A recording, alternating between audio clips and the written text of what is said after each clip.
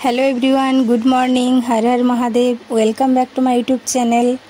सो guys তোমরা সবাই কেমন আছো? আশা করছি সবাই খুব ভালো আছো, আমিও ভালো আছি। সো আজকে আমরা সব বান্ধবীরা মিলে একটা প্ল্যান করেছিলাম যে যাবো আমরা আজ পুরনো বক্রেশ্বর মন্দিরে ঘুরতে। তো দেখো আমরা যাওয়ার জন্য বেরিয়ে পড়েছি। তো রাস্তার ধারগুলো দেখো পুরোটাই লাগছে জঙ্গলের মতোই। দেখো আমরা মন্দিরে চলে এসেছি।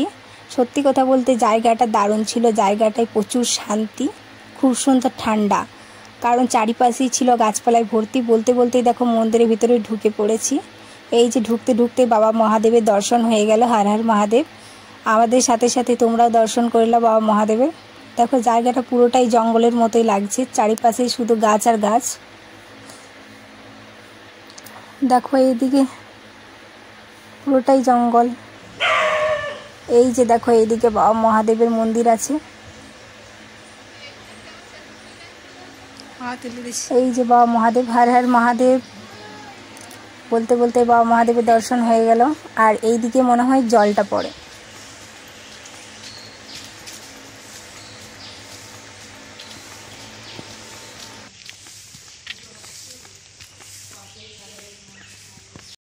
আর এই দিকে দেখো একটা সমাধি মন্দির আছে, কত সুন্দর।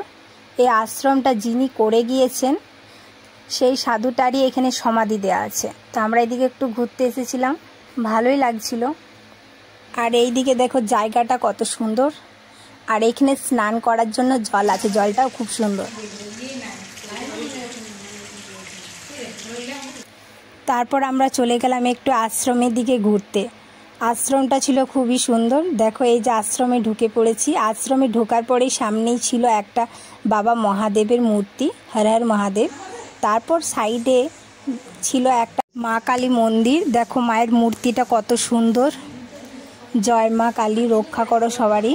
সো গাইস আমার ব্লগটা তোমাদের কেমন লাগলো? যদি ভালো লাগে তাহলে একটা লাইক কমেন্ট শেয়ার করে দিও। আর তুমি যদি নতুন হয়ে থাকো আমার চ্যানেলে তাহলে আমার চ্যানেলটাকে সাবস্ক্রাইব করে আমার পাশে থেকো। তো আজকের ব্লগটা এই পর্যন্তই, টাটা।